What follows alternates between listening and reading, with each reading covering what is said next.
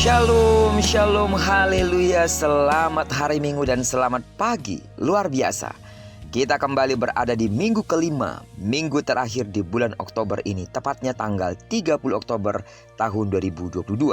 Diberkatilah hidup kita di hari yang luar biasa ini, karena kita akan kembali berjumpa dalam ibadah di rumah Tuhan.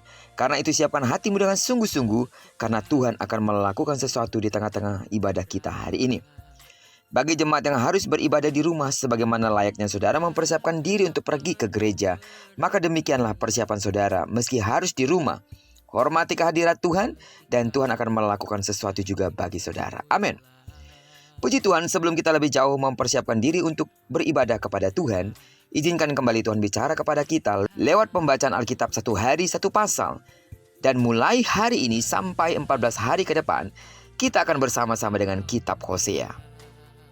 Saya begitu yakin sebagaimana Tuhan sudah memberikan banyak pesan kebenaran yang telah saudara terima dan yang membuat saudara semakin kuat bertumbuh dan berakar di dalam Tuhan melalui pembacaan kitab Daniel, maka melalui kitab Hosea ini juga Tuhan akan memberikan pesan-pesan pribadi yang akan sangat memberkati iman, mendewasakan, menguatkan, serta semakin membuat kita berakar di dalam Dia. Amin.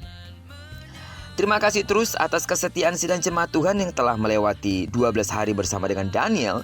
Dan saya percaya 14 hari ke depan saudara juga akan setia menyelesaikan pembacaan kitab Hosea.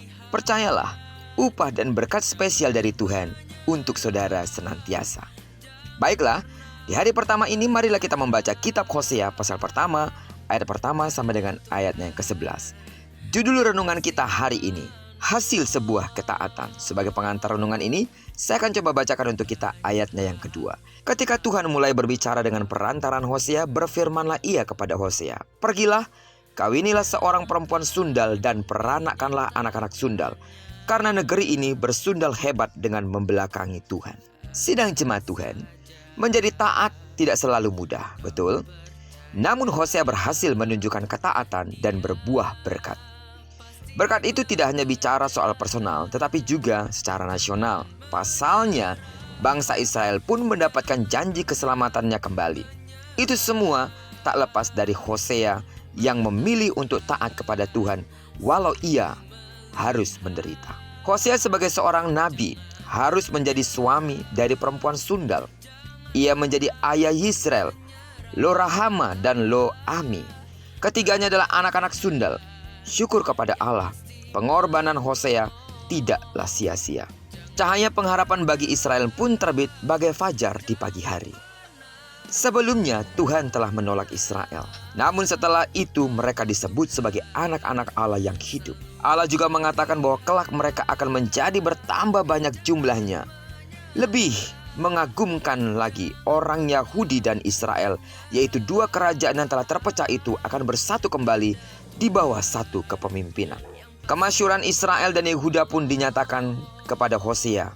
Firman Tuhan menegaskan supaya Hosea menyebut saudara-saudaranya laki-laki dengan Amil, artinya bangsa. Sementara panggilan kepada saudara-saudaranya perempuan adalah Ruhama, yang artinya kasih. Ketaatan Hosea kepada Tuhan dengan segala pengorbanan dan keberaniannya layak untuk kita renungkan.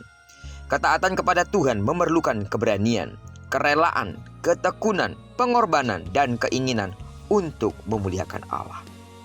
Sidang jemaat Tuhan, lewat kisah Hosea ini kita menjadi mengerti alasan Tuhan meminta ketaatan dari umatnya. Tuhan tidak pernah mengecewakan umat yang taat kepadanya. Amin. Memang untuk menjadi taat kita tidak serta-merta mendapatkan kemudahan, sebab tidak ada pengorbanan yang mudah. Kalau serba gampang, itu bukan pengorbanan. Dan nilai pengorbanan justru sering terletak pada tingkat kesulitan yang dihadapi. Namun, saat kita memilih untuk menjadikan ketaatan sebagai bagian penting dalam hidup kita, maka ketaatan tersebut akan berbuahkan kebaikan. Amin. Seperti pada hari ini, taatlah untuk beribadah kepada Tuhan. Senangkan dan muliakanlah Dia.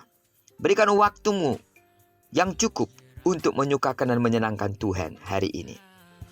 Bawalah persembahan terbaikmu kepada Tuhan lewat penyembahanmu. Dan kalaupun engkau akan membawakan persembahan berupa uang, persembahkanlah sebagai ucapan syukur dan sebagai tindakan ketaatan untuk melakukan yang terbaik bagi Tuhan. Dan percayalah seperti renungan kita hari ini, ketaatan saudara akan membawakan hasil dan berkat yang luar biasa. Sidang jemaat Tuhan, mari persiapkan dirimu sungguh-sungguh untuk menerima anugerah dan berkat Tuhan hari ini. Bagi sidang jemaat Tuhan yang akan melayani, lakukanlah tugas pelayananmu sebagai bukti ketaatanmu kepada Tuhan. Dan lihatlah, Tuhan pasti memberkati engkau. Terpujilah nama Tuhan. Diberkatilah kita sepanjang hari ini, digenapi firman yang telah berjanji bahwa apa yang dikerjakan tangan kanan dan tangan kiri kita dibuatnya berhasil. Kepada pun kaki kanan kaki kiri mau melangkah, bagi sidang jemaat Tuhan akan datang ke gereja maupun setelah ibadah mungkin akan kegiatan-kegiatan lainnya, di sana berkat Tuhan akan dinyatakan. Diberkatilah kita bersama dengan orang-orang yang kita kasihi, serta bersama dengan orang-orang yang kita cintai dimanapun mereka berada. Terpujilah nama Tuhan. Shalom. Selamat hari Minggu.